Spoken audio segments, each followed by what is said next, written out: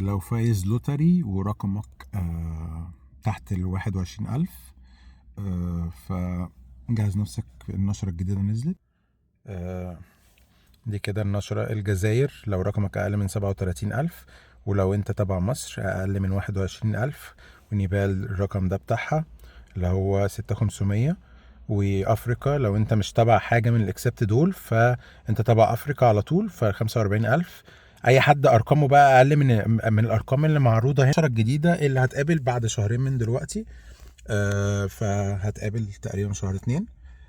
فانت لو رقمك في رينج الارقام دي تحت الارقام اللي مكتوبه برقم واحد، فجهز نفسك، لان انت كده رقمك اسمه نزل نشر.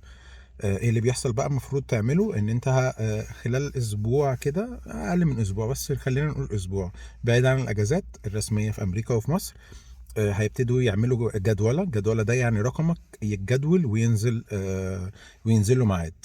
بنسبة كبيرة، يعني هم ما خدوش أرقام كتير. هي النشرة اللي فاتت كانت تقريبا 16,000، وزادت تقريبا 5,000، فبنسبة كبيرة، يعني مش أكيد بس بنسبة كبيرة هياخدوا معظم النشرة دي. فبنسبة كبيرة هينزل لك مقابلة الفترة اللي هو الفترة الجاية هتنزل، وهتقابل بقى في شهر 2.